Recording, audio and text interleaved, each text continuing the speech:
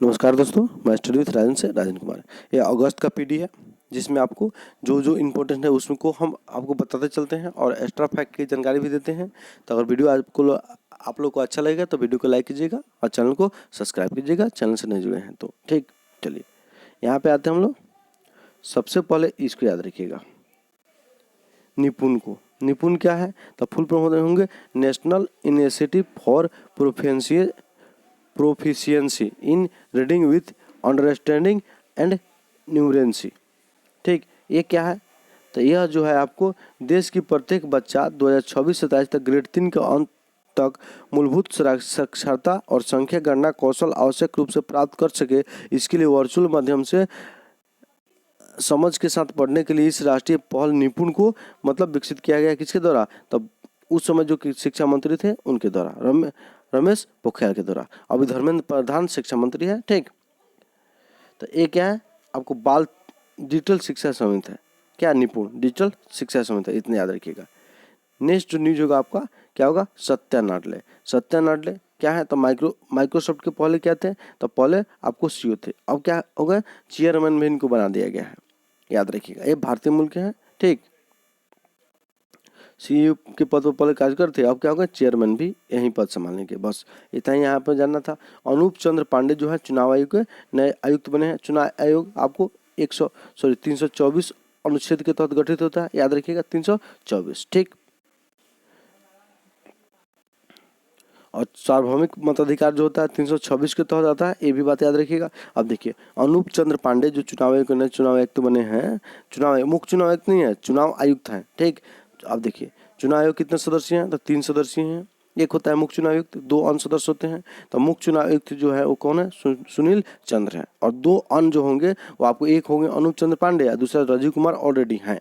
बस इतना याद रखना है। पहले चुनाव आयोग जो था 1 सदस्य था, लेकिन आपको 1990 में इसको 3 सदस्य बना दिया गया, फिर 1 सदस्य हो गया, फिर 1994 में आपको क्या हो गया? 3 सदस्य हो गया। अब 3 सदस्य रूप में ही यह है, इतना बात याद रखिएगा। चलिए नेक्स्ट आते हैं हम लोग। नीति आयोग के मुख्य कार्यकारी अधिकारी अमिताभ कांत के कार्यकाल में 1 वर्ष की वृद्धि। बस इतना ही याद रखना है। ठीक है, नीति आयोग की स्थापना कब किया गया था तो 1 जनवरी 2015 में किया गया था। नीति आयोग का फुल फॉर्म क्या होता है? National institution for transforming India. इतना याद रखिएगा। नीति आयोग जो होता है योजना आयोग के स्थान पाया है। नीति आयोग के जो अध्यक्ष होते हैं वो प्रधानमंत्री होते हैं, ये बात याद रखिएगा। ठीक, और सीईओ कौन है तो अमिताभ कांत है।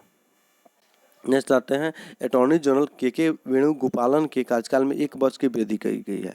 अटॉर्नी जनरल जो है के वेणुगोपालन, उनके कार्यकाल में क्या किया गया है? 1 वर्ष की वृद्धि की गई है। ठीक है, याद रखिएगा बस इतना। अटॉर्नी जनरल कौन है अभी भारत के तो के वेणुगोपालन है। बस इतना ही याद करना है। चलिए नेक्स्ट आते हैं हम लोग।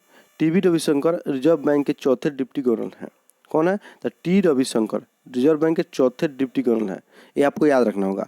भारत में 1 मुख्य गवर्नर जनरल होते हैं और 4 डिप्टी गवर्नर जनरल होते हैं। ठीक, याद रखिएगा। तो गवर्नर जनरल जो है आपको शशिकांत दास हैं, और जो डिप्टी गवर्नर जो 4 हैं उसमें से एक तो हो गए आपको टी रविशंकर, और 3 अन्य जो है वो हैं महेश कुमार जैन और माइकल देवर्त पात्रा और एम राजेश्वर राव। ये आपको याद रखना होगा चारों का नाम। ठीक है, अब देखिए मौद्रिक नीति आरबीआई के द्वारा जारी किया जाता है। मौद्रिक नीति जो जारी किया जाता है वो आपको 6 सदस्यीय समिति के द्वारा जारी किया जाता है, जिसमें 3 सदस्य सरकार के आदमी होते हैं, 3 सदस्य बैंक के आदमी होते हैं। ठीक है, अंतिम निर्णय आरबीआई के गवर्नर जनरल देते हैं। ये 3 सदस्य जो बैंक के आदमी होते हैं उसमें से एक मुख्य गवर्नर जनरल उसमें होते हैं। ठीक, चलिए इतना बात याद रखिएगा। नेक्स्ट देखेंगे अतुल कश्यप भारत में अमेरिका के अंतरिम राजदूत।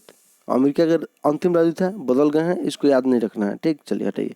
8 राज्यों में नए राज्यपाल बने हैं। अब देखिए ये 8 राज्य के राज्यपाल का नाम आप लोग को याद रखना होगा, क्योंकि नए नए बने हैं। तो देखिए याद क्या करना है इसमें तो यहाँ पे याद करना है कर्नाटक के राज्यपाल कौन बने हैं तो थावर चंद्र गहलोत बने हैं। मध्य प्रदेश के राज्यपाल कौन बने हैं तो मंगू भाई छगन भाई पटेल बने हैं। मिजोरम के राज्यपाल कौन बने हैं तो हरि बाबू कम्भपति बने हैं।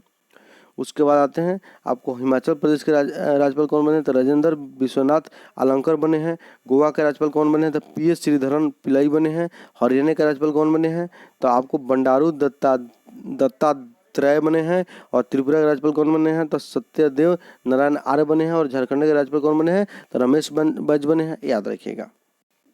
ठीक, चलिए अब नेक्स्ट जो आता है आपको सामने जो न्यूज़ है वो क्या है आपको इतना हो गया, कवर हो गया, सब कुछ हो गया। अब नेक्स्ट जो होगा आपको पास वो होगा पुरस्कार। क्या है? पुरस्कार। तो देखिए एक चीज़ और याद रखिएगा, पुरस्कार के पहले नियुक्ति है। 5 वर्ष के लगातार कार्यक्रम के लिए संयुक्त राष्ट्र संघ के जो महासचिव हैं उनको फिर से नियुक्ति कर दिया गया है। तो संयुक्त राष्ट्र संघ के महासचिव कौन है? तो वह है एंटोनियो गुतेरेस है। ठीक है, कौन है? एंटोनियो गुतेरेस, जो पुर्तगाल के निवासी हैं। ये 5 वर्ष के एक और कार्यकाल के लिए काम करेंगे। ठीक, याद रखिएगा। तो इनका कार्यकाल अब कब से कब होगा? अब 17 से 22 था, तो 22 से अब 27 तक हो जाएगा। ठीक, तो प्रथम महासचिव जो है वो कौन है यूएनओ के? तो ट्रिगवेली हैं, जो नॉर्वे के रहने वाले हैं। एशिया से देखिए तो कोई है महासचिव, तो उसमें आपका नाम आएगा यू थॉट, जो म्यांमार के रहने वाले थे। और उसके बाद आते हैं वान की मून, जो दक्षिण कोरिया के रहने वाले थे। ये दोनों आपको एशिया से हैं। दोनों आदमी के नाम आप लोग याद रखिएगा, इंपॉर्टेंट है। और कोफी अन्ना का नाम भी इंपॉर्टेंट रखिएगा, ये भी आपको संयुक्त राष्ट्र संघ के महासचिव रह चुके हैं। ये इंपॉर्टेंट नाम है, घाना के रहने वाले हैं। चलिए नेक्स्ट आते हैं हम लोग। अब पुरस्कार में गया, तो पुरस्कार में जब आएंगे तो यहाँ पे आपको पुलित्जर पुरस्कार, यहाँ से बस एक बात याद रखना है कि ये पत्रकारिता के क्षेत्र में दिया जाता है। बस जनसेवा के लिए न्यूयॉर्क टाइम्स को यह पुरस्कार दिया गया, और बहुत सारे क्षेत्र में पुरस्कार दिए जाते हैं, कोई आवश्यकता नहीं है। एक बात और आपकी बार आपको याद रखना होगा, क्या रखना होगा? तो इस वर्ष पुलित्जर पुरस्कार के सम्मानित किए जाने वाले भारतीय मूल की महिला पत्रकार मेघा राजगोपालन शामिल है। ठीक है, तो पुलित्जर पुरस्कार से संबंधित पुरस्कारों में मेघा राजगोपालन को भी यह पुरस्कार दिया गया है। उन्हें यह पुरस्कार वॉजफील्ड न्यूज के 2 अन्य पत्रकारों के साथ इंटरनेशनल रिपोर्टिंग के लिए दिया गया है। मतलब किस भारतीय मूल के पत्रकार को इंटरनेशनल रिपोर्टिंग के लिए पुलित्जर पुरस्कार दिया गया है? तो वो दिया गया है राजगोपालन मेघा राजगोपालन को दिया गया है। और इसमें इन्होंने क्या किया था कि यह पुरस्कार मिला? तो इन्होंने यह पुरस्कार अपने रिपोर्ट्स के जरिए चीन के डिटेंशन कैंपों में संचालित दुनिया के सामने लाने के लिए दिया गया था। बाकी सब फालतू चीज़ है, बाकी सब मत रखिएगा। बस पुलित्जर पुरस्कार किस क्षेत्र में दिया जाता है? तो पत्रकारिता के क्षेत्र में दिया जाता है, और इसमें एक जनसेवा के लिए न्यूयॉर्क टाइम को दिया गया है, याद रखिएगा। अब मेघा राजगोपालाचारण को आपको इंटरनेशनल रिपोर्टिंग के लिए दिया गया है, ये याद रखिएगा, भारतीय मूल की हैं। बस नेक्स्ट न्यूज की तरफ हम बढ़ेंगे। तो नेक्स्ट न्यूज आपके लिए होगा वो क्या है, 1 मिनट, ये सब नहीं याद रखिए, बाकी सब फालतू चीज़ है, नहीं याद करना तो नहीं याद करना है। ठीक, चलिए यहाँ पे आइए। अब देखिए यह पुरस्कार में पुरस्कार कितना दिया जाता है? तो आपको 15,000 डॉलर की पुरस्कार दिया जाता है। ठीक है, और कितने श्रेणी में पुरस्कार दिया जाता है? 22 श्रेणी में। 22 श्रेणी याद रखिएगा, इसलिए जो इम्पोर्टेंट है उसको हम बता दिए आपको। ठीक है, तो यहाँ पे 15,000 रुपये डॉलर दिया जाता है, याद रखिएगा, ये जरूरी है आपके लिए। नेक्स्ट आते हैं विश्व खाद्य पुरस्कार। ये आपके लिए इंपॉर्टेंट हो जाएगा क्योंकि ये भारतीय मूल को दिया गया है। तो विश्व खाद्य पुरस्कार जो है 2021 के लिए किसे दिया गया है? तो यह दिया गया है आपको भारतीय मूल की पोषण विशेषज्ञ doctor Shakuntala Harak Singh Thiel estate को, याद रखिएगा, शकुंतला हरक सिंह थिल एस्टेट को आपको खाद्य पुरस्कार दिया गया है, विश्व खाद्य पुरस्कार दिया गया है, ये बात याद रखिएगा। या वर्ल्ड फूड प्राइज फाउंडेशन के द्वारा विश्व खाद्य पुरस्कार दिया जाता है। ठीक, अब शकुंतला हरक सिंह को क्यों पुरस्कार दिया गया है? क्योंकि यह मछली आधारित खाद्य प्राणियों के क्षेत्र में उनके योगदान के लिए पुरस्कार दिया गया है। ठीक, चलिए नेक्स्ट आते हैं Laureus world sports award. Laureus world sports award ये 2021, ये आपके लिए इंपॉर्टेंट हो जाएगा। खेल जगत के लिए में यह पुरस्कार दिया जाता है। इस वर्ष यह पुरस्कार जो दिया गया है आपको सीधे आते हैं हम लोग डाटा पे, जो याद करने लायक है उसमें देखिए क्या याद कीजिएगा। तो लॉरियंस के सर्वश्रेष्ठ पुरुष खिलाड़ी इस बार कौन बने हैं? तो राफेल नाडाल बने हैं, जो टेनिस खेलते हैं, स्पेन के रहने वाले हैं। ठीक है, उसी तरह से हम आते हैं लॉरियंस की सर्वश्रेष्ठ महिला खिलाड़ी कौन बनी है? तो नाओमी ओसाका जो जापान की रहने वाली है, ये बात याद रखिएगा। चलिए, और लॉरियंस वर्ल्ड बॉर्स की सर्वश्रेष्ठ टीम कौन बनी है? तो जर्मन की football club Bayern Munich team बनी है। तो तीनों याद रखिएगा, पुरुष महिला और सर्वश्रेष्ठ टीम, बाकी सबको याद करने की कोई जरूरत नहीं है। देखिए फुकुओका पुरस्कार 2021, देखिए ये इंपॉर्टेंट क्यों होगा इस साल? बहुत ज़्यादा इंपॉर्टेंट है क्योंकि एक भारतीयों को दिया गया है। कौन भारतीय हैं? तो पालागुभी साईनाथ हैं। पालागुभी साईनाथ को फुकुओका पुरस्कार दिया गया। याद करने के लिए फूलगोभी याद रखिए, फूलगोभी। ठीक है, फुकुओका पुरस्कार किसको दिया गया? तो फूलगोभी को, मतलब पालागुभी साईनाथन को। ठीक, याद करने के लिए बताया भाई, सॉरी अगर आप लोगों को खराब लगा हो तो। नेक्स्ट आते हैं हम दिलीप कुमार, निधन में आते हैं। सबसे इम्पोर्टेंट जो है आखिरी बार का निधन वो है दिलीप कुमार। यूसुफ खान इनका नाम है, मूल नाम। दिलीप कुमार के नाम से प्रसिद्ध थे। उम्र कितनी थी इनकी? तो 58 वर्ष थी। ज़्यादा उम्र है, याद रखिएगा, बहुत फेमस है इसीलिए याद रखिएगा। ठीक, इनकी पहली फिल्म जो थी, क्या नाम था इनका? तो अंदाज फिल्म था। इनका जन्म पाकिस्तान में हुआ था।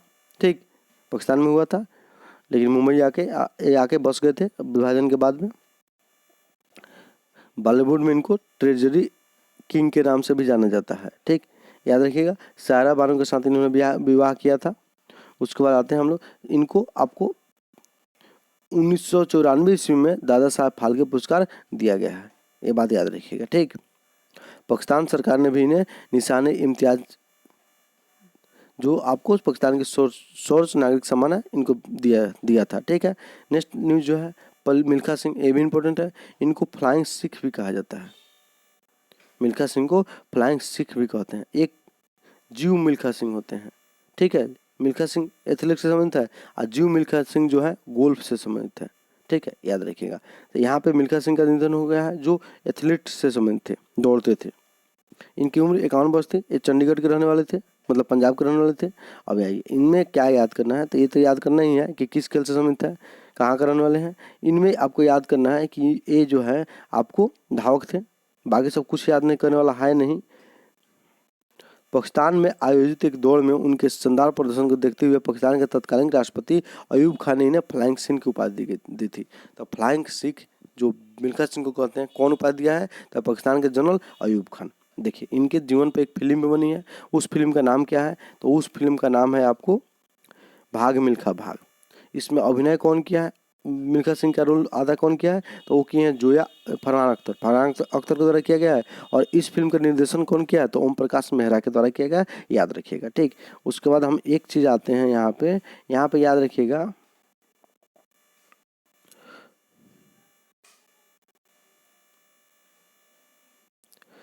रोम ओलंपिक में यह मेडल से चूक गए थे 400 मीटर के दौड़ में। 400 मीटर का जो दौड़ होता है उसमें चौथे स्थान पे रहे थे। ठीक, तीसरे स्थान पर रहते तो कांस्य पदक मिलता। ठीक, तो वहाँ पे पदक से चूक गए थे। बस यही याद रखना है। डिक्को सिंह जाने माने मुक्केबाज हैं, नाम याद करने की कोई आवश्यकता नहीं है। बुद्धदेव दास गुप्ता, ये आपको फिल्म निर्देशक हैं, रफली याद रख सकते हैं, ऐसे छोड़ सकते हैं। ठीक, ज़्यादा सब इम्पोर्टेंट नहीं होता है। राधा मोहन, ये अर्थशास्त्री हैं, इम्पोर्टेंट है भी नहीं। अनिरुद्ध जगन्नाथ, ये मॉरिशस के राष्ट्रपति रह चुके हैं और प्रधानमंत्री भी रह चुके हैं। 2 बार राष्ट्रपति और 6 बार प्रधानमंत्री रहे हैं। भारतीय मूल के हैं, बिहार के निवासी इनके मतलब पूर्वज लोग बिहार में रहते थे। ये आप लोग याद रखना होगा। अनिरुद्ध जगन्नाथ जिनका हाल ही में निधन हो गया, वो कहाँ के राष्ट्रपति और प्रधानमंत्री रह चुके हैं? तो वो मॉरिशस के राष्ट्रपति और प्रधानमंत्री रह चुके हैं, ये बात याद रखिएगा। भारत सरकार ने भी इनके निधन पर एक दिन का राष्ट्रीय शोक घोषित किया था। इसके साथ साथ 2000 में इन्हें पद्म विभूषण, 2020 में अभी 2020 में ही इन्हें पद्म विभूषण सम्मान से भी सम्मानित किया गया था। ये इंपॉर्टेंट है आपके लिए। ठीक, चलिए, किनेथ कोंडा जो है जाम्बिया के पहले राष्ट्रपति किनेथ कोंडा का निधन हो गया। जरूरी नहीं है, ये इंपॉर्टेंट है नहीं, फालतू है न्यूज। चलिए नेक्स्ट न्यूज की तरफ हम बढ़ेंगे। अशोक पनगड़िया, ये आपको जाने माने न्यूरोलॉजिस्ट थे, इनकी भी कोई आपको आवश्यकता नहीं है। नेक्स्ट आते हैं, 1 जून को राष्ट्रीय दुग्ध दिवस मनाया जाता है, याद रखिएगा। ठीक, और दुग्ध उत्पादन से संबंधित वर्गीज कुरियन जो है, ये भी नाम याद रखिएगा। वर्गीज कुरियन दूध उत्पादन से संबंधित है। फ्लड क्रांति के जनक भी इनको कहा जाता है। अब फ्लड क्रांति जो है क्या है आपको, यहाँ श्वेत क्रांति, आपको दूध उत्पादन से संबंधित है। ठीक, याद रखिएगा। नेक्स्ट आते हैं तेलंगाना दिवस। ये आपको याद इसलिए रखना है कि हाल ही में गठित हुआ राज्य है तेलंगाना। 2 जून को तेलंगाना का निर्माण आंध्र प्रदेश को से काट के 2014 में किया गया था, बात याद रखिएगा। विश्व पर्यावरण दिवस 5 जून, याद रखिएगा। मस्ट भी है। विश्व खाद्य सुरक्षा दिवस 7 जून, ये भी याद रखिएगा। ठीक,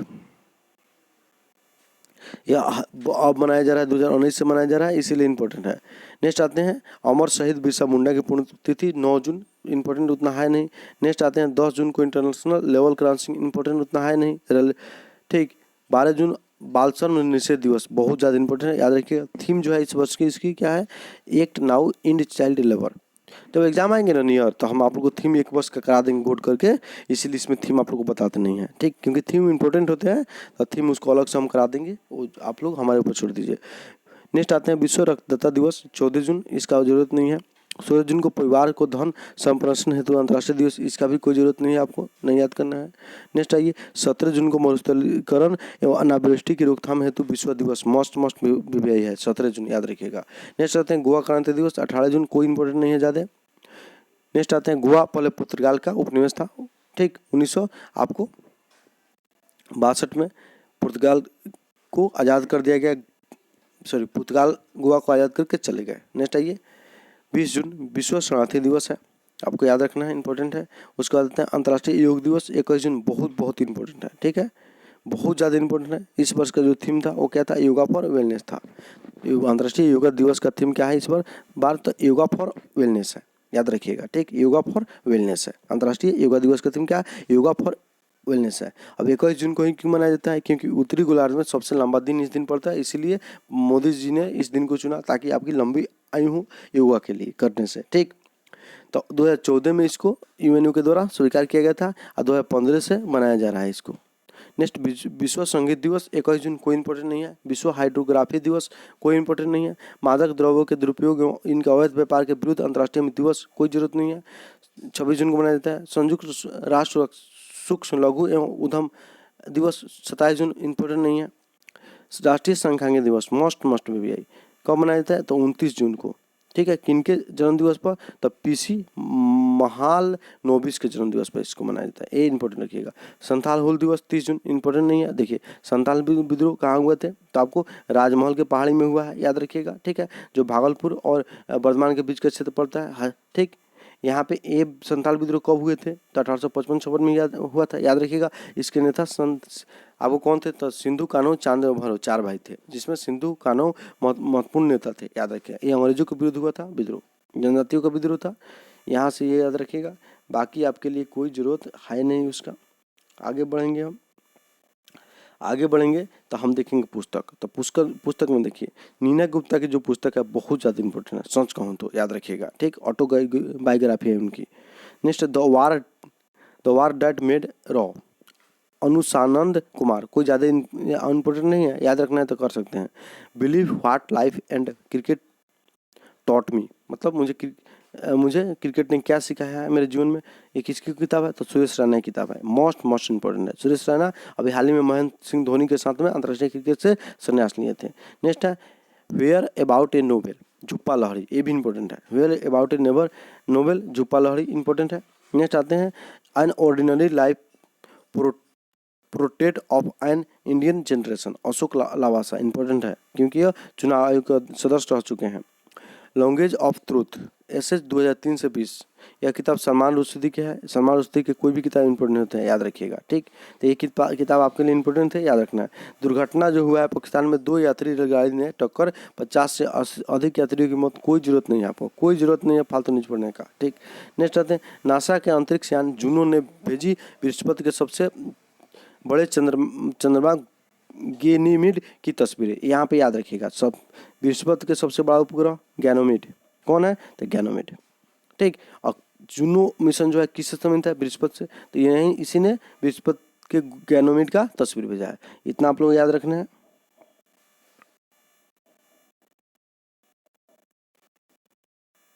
और बृहस्पति के जो अन्य उपग्रह हैं वो कौन कौन है, तो गैनोमेड है, यूरोपा है, कैलिस्टो है, ठीक, ये बात याद रखिएगा, ठीक। चलिए आगे आते हैं, ये हो गया। नेक्स्ट जो है आपके पास विविध है एक्सपो 2020, तो एक्सपो 2020 का प्रदर्शनी कहाँ पे किएगा, यूएई में, कहाँ पे, दुबई में, ठीक। इसमें भारत ने भी भाग लिया। इस आयोजन की थीम क्या रहेगी, कब होगा, एक्सपो 2020 जो होगा 21 से लेकर 22 तक, 1 साल तक चलेगा, ठीक। 20 में होना था लेकिन 20 में नहीं हो पाया था। अब इसकी थीम क्या रहेगी, कनेक्टिव माइंड्स, क्रिएटिव और फ्यूचर, याद रखिएगा, ठीक। चलिए नेक्स्ट आते हैं नाइट्रोजन से तितलियों की प्रजाति पर खतरा, स्विट्जरलैंड की शोध रिपोर्ट, कोई जरूरत आपको नहीं है, हाँ याद रखिएगा, ये बात याद रखिएगा। बेसेल 1, 2, 3 जो होता है बैंक के एनपीए से संबंधित है, ठीक है। तो बेसेल मानक जो है किस चीज़ से संबंधित है, तो आपको बैंक के एनपीए से संबंधित है। बेसेल 1, 2, 3 होता है, अभी 2 में भारत 2 को लागू किया जा रहा है, और बाद में 3 को भी लागू करने का आश्वासन भारत द्वारा दे दिया गया है। ठीक, चलिए अब आते हैं हम लोग खेल खिलाड़ी। ये इंपॉर्टेंट होते हैं खेल खिलाड़ी, यहाँ पे आप लोग को याद रखना होगा किस तरह से। तो फर्स्ट जो खेल का न्यूज है उसमें क्या है, तो यहाँ पे आपके लिए न्यूज है महिलाओं की 10,000 मीटर दौड़ में लेटी सेनबेट गिंडे का नया विश्व रिकॉर्ड। लेटी सेनबेट गिंडे का नया विश्व रिकॉर्ड एथलेटिक्स में बना है। कोई ज़रूरत नहीं है, फालतू न्यूज है, नहीं पढ़ना है, ठीक है, कोई ज़रूरत नहीं है। हाँ, सिफान हसन जो है, ये देखिए ओलंपिक हाल ही में हो रहा था, तो इस ओलंपिक के दौरान ये गिर गए थे दौड़ के दौरान, लेकिन फिर उठ के और कांस्य पदक जीता। इसीलिए ये आपको न्यूज इंपॉर्टेंट होगा कि सिफा हसन किस खेल से संबंधित है, तो ये आपको एथलेटिक्स खेलती है, नीदरलैंड से संबंधित है, याद रखिएगा। उसी कारण से बहुत चर्चा में रहते हैं, मतलब उनके उत्साह को तारीफ किया जा रहा था उस समय, तो इसीलिए इंपॉर्टेंट हो जाएंगे। वैसे छोड़ भी सकते हैं। चलिए, ज़्यादा से ज़्यादा क्वेश्चन पूछे के संभावना कम ही है। नेक्स्ट आते हैं, क्रिकेट से संबंधित जो न्यूज होते हैं वो इंपॉर्टेंट आपके लिए होते हैं। तो यहाँ पे आइए, भारत इंग्लैंड महिला क्रिकेट श्रृंखला 7 वर्ष के अंतराल के पश्चात भारतीय महिला टीम ने खेला कोई टेस्ट मैच। मतलब 7 वर्ष के बाद में प्रथम बार, मतलब 7 वर्ष के अंतराल के बाद में भारतीय महिला टीम ने टेस्ट मैच खेला है। यह टेस्ट मैच जो इंग्लैंड के साथ हो रहा था, और यह टेस्ट मैच ड्रॉ हो गया, मतलब हार जीत का फैसला नहीं हो पाया था। ये इसकी कप्तानी कौन किया है, तब मिताली राज के द्वारा इसका कप्तानी किया जा रहा था। ठीक है, तो मिताली राज के द्वारा कप्तान किया था। वनडे और आपको टेस्ट टीम के कप्तान मिताली राज हैं, और T20 के कप्तान हरमनप्रीत कौर है महिला में। ठीक, याद रखिएगा। ठीक, शेफाली वर्मा इस टेस्ट मैच में पदार्पण किए हैं। ये 16 वर्षीय खिलाड़ी, 17 वर्ष हो गया है जिनका, 17 वर्षीय खिलाड़ी बहुत ही मतलब अच्छी खिलाड़ी हैं, ये बात याद रखिएगा। शेफाली वर्मा बैट्समैन है, नाम याद रखिएगा। शेफाली वर्मा किस खेल से संबंधित है, तो एक क्रिकेट खेलती है। नेक्स्ट आते हैं, भारत इंग्लैंड महिला ओडीआई श्रृंखला, कोई जरूरत नहीं है यहाँ पे आपको पढ़ने का। नेक्स्ट आइए, भारत के लिए सर्वाधिक टेस्ट मैच में कप्तानी का रिकॉर्ड अब विराट कोहली के नाम, धोनी का रिकॉर्ड भंग हुआ। ठीक है, तो सबसे अधिक टेस्ट मैच में कप्तानी कौन की है, तो विराट कोहली की है। धोनी की रिकॉर्ड को इन्होंने तोड़ दिया है। धोनी का पहले आपको, धोनी ने 60 मैचों में टेस्ट के लिए भारत की तरफ से कप्तानी किया था। अब इन्होंने 61वां टेस्ट मैच में कप्तानी करके भारत के रिकॉर्ड को तोड़ दिया है, मतलब भारत के नहीं, महेंद्र सिंह धोनी के रिकॉर्ड को तोड़ दिया है। ठीक, अब ये रिकॉर्ड वाले कौन कितने टेस्ट मैच में कप्तानी किया है, कप्तान लोग का लिस्ट दिया है, यहाँ पे जाना आपको जरूरी नहीं है। हाँ, भारत में टेस्ट मैचों का प्रथम कप्तान, भारत के टेस्ट मैचों का प्रथम कप्तान कौन थे, तो सीके नायडू थे, याद रखिएगा, सीके नायडू। ये बात आप लोग को याद रखना होगा, इंपॉर्टेंट है। नेक्स्ट आते हैं, न्यूजीलैंड के डेविन क्रैम्बो पदार्पण टेस्ट में दोहरा शतक बनाने वाले विश्व के 7वें बल्लेबाज। इस न्यूज की ज़्यादा आवश्यकता नहीं है। हाँ, डेविन क्रैम्बो जो है क्या खेलते हैं, तो क्रिकेट खेलते हैं। किस देश से संबंधित है, न्यूजीलैंड से। बहुत कम संभावना है क्वेश्चन पूछे जाने की, लेकिन फिर भी याद रखिएगा, पदार्पण टेस्ट मैच में दोहरा शतक जड़े हैं, इसीलिए इंपॉर्टेंट आपके लिए हो सकते हैं। 7वें खिलाड़ी हैं, पूछा जा सकता है, पूछा भी जाता है इस टाइप का क्वेश्चन। नेक्स्ट आते हैं, नेक्स्ट जो न्यूज होगा वो क्या है, सर्वाधिक 105 बल्लेबाजों को शून्य पर आउट करने का जेम्स एंडरसन का विश्व रिकॉर्ड है। मतलब सर्वाधिक बार 105 खिलाड़ियों को शून्य पर ही आउट किए हैं। ये क्या खेलते हैं, क्रिकेट खेलते हैं। ठीक है, इंग्लैंड से संबंधित है, याद रखिएगा, जेम्स एंडरसन बहुत अच्छे बॉलर हैं, फास्ट बॉलर हैं। चलिए नेक्स्ट आते हैं हम, यहाँ पे बाकी सब लोग खिलाड़ी हैं। ग्लेन मैकग्रा का रिकॉर्ड इन्होंने भंग किया है। ऑस्ट्रेलिया के बॉलर थे, fast bowler. Shane Warne Australia के स्पिनर थे, और आपको मथैया मुरलीधरन श्रीलंका के स्पिनर थे। तो इनका जेम्स एंडरसन का नाम याद रखिएगा, बाकी सब पुराने खिलाड़ी हो गए, जरूरी नहीं है। हाँ, मथैया मुरलीधरन का नाम आप लोग को रहना चाहिए याद, क्योंकि बहुत ही ज़्यादा प्रसिद्ध खिलाड़ी हैं। आज शेन वार्न दोनों स्पिनर थे। ठीक है, भारत के पूर्व टेस्ट क्रिकेटर बिनू माकंड अब आईसीसी के हॉल ऑफ फेम में शामिल हो गए हैं। इंपॉर्टेंट है, बहुत ज़्यादा इंपॉर्टेंट है। आईसीसी के हर आपको जो बड़े अच्छे खिलाड़ी होते हैं उनके लिए क्या किया जाता है, हॉल ऑफ फेम में जगह दिया जाता है। इसमें भारत के कुछ खिलाड़ियों को स्थान दिया गया है, उनका नाम आप लोग याद रखिएगा। वैसे खिलाड़ियों को इसमें शामिल किया जाता है जो रिटायरमेंट के लगभग 5 साल पूरा कर चुके हैं। ठीक, तो इसमें देखिए कौन कौन है, तो 7 खिलाड़ियों में बिनू माकंड है। उसके बाद आपको और जो खिलाड़ी हैं उसमें बिशन सिंह बेदी, कपिल देव, सुनील गावस्कर, अनिल कुंबले, राहुल द्रविड़, सचिन तेंदुलकर। तो देखिए नाम कैसे याद रखेगा, तो अनिल कुंबले, राहुल द्रविड़, सचिन तेंदुलकर एक साथ खेलते थे टेस्ट मैच, मतलब, और उधर बिनू माकंड, कपिल देव और बिशन सिंह बेदी एक साथ खेलते थे। ठीक है, याद रखिएगा, इस तरह से याद हो जाएगा, आराम से हो जाएगा। बिनू माकंड कपिल देव, बिशन सिंह बेदी और सुनील गावस्कर एक साथ, और अनिल कुंबले, राहुल द्रविड़ और सचिन तेंदुलकर एक साथ रखिएगा। 7 आदमी के नाम आपको याद हो जाएगा। चलिए क्वेश्चन पूछते हैं, इसीलिए आपको बोलते हैं कि याद रखना पड़ेगा, नहीं पूछे तो हम क्यों बोलते याद करने का। अगर वीडियो आप लोगों को अच्छा लग रहा है तो वीडियो को लाइक जरूर कीजिएगा, ठीक। चलिए आगे आते हैं। दक्षिण अफ्रीका के केशव महाराज ने बनाई टेस्ट क्रिकेट में 46वीं हैट्रिक। यहाँ पे याद रखना होगा दक्षिण अफ्रीका, केशव महाराज किस देश के क्रिकेटर हैं, तो दक्षिण अफ्रीका के हैं, ठीक। अब आइए, हैट्रिक टेस्ट मैच में भारत की तरफ से को बना है, तो हरभजन सिंह बना है, इरफान पठान बना है, जसप्रीत बुमराह बनाए हैं। इरफान पठान के द्वारा पहली ओवर में ही हैट्रिक बनाया गया था। पहली ओवर के पहली ही गेंद पर, मतलब टेस्ट मैच शुरू हुआ पारी, तो पारी के पहले ही ओवर के पहली 3 गेंद पर ये हैट्रिक बना दिए थे पाकिस्तान के विरुद्ध में, ठीक है। और हरभजन सिंह सबसे पहले भारत की तरफ से हैट्रिक बनाए थे, याद रखिएगा। ये टेस्ट मैचों की बात हो रही है, ये टेस्ट मैचों की बात हो रही है। चलिए अब नेक्स्ट आते हैं हम लोग, महिलाओं के अंतर्राष्ट्रीय क्रिकेट में सर्वाधिक रन बनाने का विश्व रिकॉर्ड किसके हाथ में है, तो मिताली राज के पास है, याद रखिएगा, इंपॉर्टेंट है, ठीक। मतलब अंतर्राष्ट्रीय क्रिकेट में सर्वाधिक रन महिलाओं के में कौन बनाया है, तो मिताली राज बनाए हैं, बात याद रखिएगा, बस हो गया। चलिए भारत को फाइनल में हराकर न्यूजीलैंड की टीम पहली विश्व टेस्ट चैंपियनशिप का विजेता बनी है। मोस्ट में भी यही है, पहली टेस्ट विश्व चैंपियनशिप का विजेता कौन बना है, तो न्यूजीलैंड किसको हराया, भारत को हराया। भारत की तरफ से कप्तानी कौन कर रहे थे, तो ये कर रहे थे कप्तानी विराट कोहली, और न्यूजीलैंड की तरफ से कप्तानी केन विलियमसन कर रहे थे, ठीक है। अब देखिए ये आपको विश्व टेस्ट चैंपियनशिप जो हुआ है, इसका फाइनल कहाँ हुआ, तो इंग्लैंड में हुआ। कहाँ पे हुआ, इंग्लैंड में हुआ, ये बात याद रखना है। इंग्लैंड के ओवल ग्राउंड पर हुआ है, कहाँ पे, ओवल ग्राउंड पर हुआ है, ठीक। इसके बाद आप लोग को क्या यहाँ से याद करना है, यहाँ से याद करना है कि इसकी शुरुआत कब हुई थी, तो 2019 में हुआ था।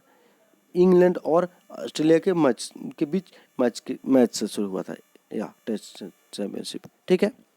और भारत और न्यूजीलैंड फाइनल में चले गए थे, जिसमें न्यूजीलैंड विजेता बना। सबसे अधिक रन जो बनाया इस चैंपियनशिप में, वो बनाया, कौन बनाया, तो वो बनाए हैं मार्गन्स लोबुशाने, कहाँ के खिलाड़ी हैं, तो ऑस्ट्रेलिया के हैं। सबसे अधिक विकेट जो लिए हैं वो रविचंद्र अश्विन लिए हैं। इतना बात आप लोग याद रखिएगा, बाकी सब याद करने की आपको आवश्यकता है नहीं।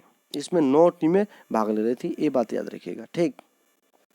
चलिए आगे हम बढ़ेंगे। आगे जो फुटबॉल से संबंधित आप लोग का न्यूज होगा, इसमें न्यूज जो है आपको क्या है, तो अंतर्राष्ट्रीय मैच में सुनील छेत्री के गोलों की संख्या कितनी हो गई है, तो 74 हो गई है। भारत की तरफ से सबसे अधिक गोल किए हैं सुनील छेत्री। बांसिंग भूटिया के रिकॉर्ड को इन्होंने भंग किया था। अब आइए नेक्स्ट जो है, अंतर्राष्ट्रीय मैच में सर्वाधिक गोल करने का रिकॉर्ड किनके है, तो एक है आपको क्रिस्टियानो रोनाल्डो और ओली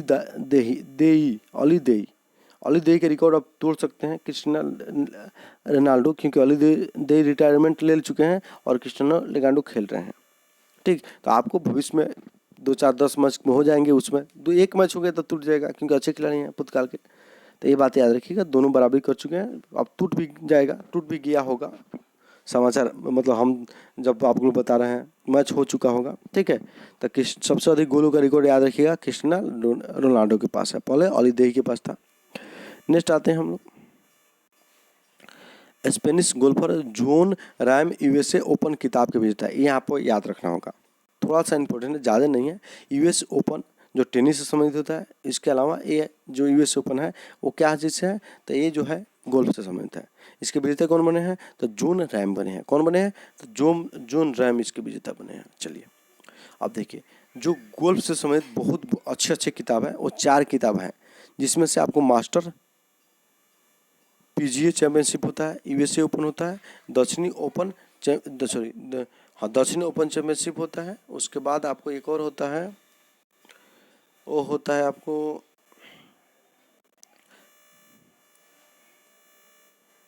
अमेरिका ओपन, ओके, एक हो गया American open, USA open, sorry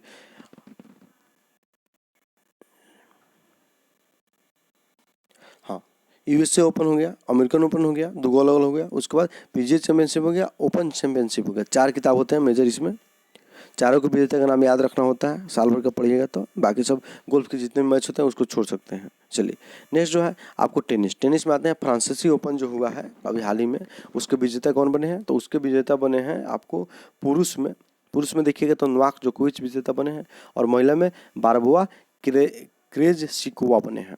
अब देखिए फ्रांसीसी ओपन है, टेनिस के 4 बड़े बड़े मैच होते हैं, इम्पोर्टेंट रखना है। ऑस्ट्रेलिया ओपन, उसके बाद आपको फ्रांसीसी ओपन, तो आपको ब्रिटिश या लंदन ओपन, तब अमेरिकन ओपन। तो वर्ष में सबसे पहले कौन होगा, तो ऑस्ट्रेलिया ओपन होगा। सबसे लास्ट में कौन होगा, तो अमेरिकन ओपन होगा। ठीक है, जो आपको ये लंदन ओपन जो होता है वो घास के मैदान पे होता है, याद रखिएगा। ठीक है, और पेरिस ओपन जो होता है कले कोर्ट पर मिट्टी पर खेला जाता है, याद रखिएगा। पेरिस ओपन को हम लोग रौला गौरा भी कहते हैं, रौला गौरा भी कहते हैं। इसको फ्रांसीसी ओपन के नाम से भी जानते हैं, ये बात आप लोग याद रखिएगा। इसके विजेता जो बने हैं, कौन बने हैं, तो पुरुष विजेता नोवाक जोकोविच बने हैं जो सर्बिया खिलाड़ी हैं, और महिला विजेता कौन बने हैं, तो बारबोआ क्रेजसिकोवा हैं जो चेक गणराज्य के खिलाड़ी हैं, याद रखिएगा। ये दोनों याद है। उप विजेता का भी नाम आप लोग अगर याद रह सके तो रख सकिएगा, स्टेफानोस है पुरुष में उप विजेता, और महिला में आना अस्तालिया है। ज़्यादा इंपॉर्टेंट नहीं है, विजेता का नाम आप लोग ज़्यादा ही याद रखिएगा, ये छोड़ भी सकते हैं, जरूरत नहीं है। और युगल विजेता भारतीय अगर कोई जीता रहता है ना तो याद रखा जाता है, नहीं तो इसको छोड़ के चला जाता है, क्योंकि क्वेश्चन पूछ भी नहीं करता है। चलिए आगे बढ़ेंगे, ये हम आपको करा दिए। उसके बाद खेल का कोई न्यूज़ है, हाँ शतरंज में आते हैं। तो शतरंज में इंपॉर्टेंट न्यूज़ है, भारतीय मूल के अमेरिकी शतरंज खिलाड़ी अभिमन्यु मिश्रा विश्व के सबसे कम उम्र के ग्रांड मास्टर बने हैं, याद रखिएगा। तो सबसे कम उम्र के ग्रांड मास्टर कौन बने हैं, तो अभिनव मिश्रा बने हैं, जो अमेरिका की तरफ से खेलते हैं और भारतीय मूल के हैं।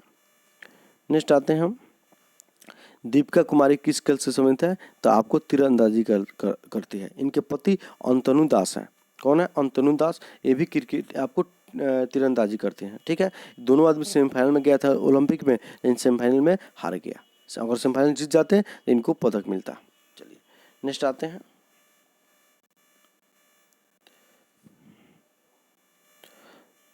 अब देखिए फार्मूला रेस हुए हैं, तो ये आपको याद नहीं रखना है। 23 फार्मूला रेस होते हैं, उसमें से 12 जो जीत जाता है उसको वर्ष का विजेता घोषित कर दिया जाता है।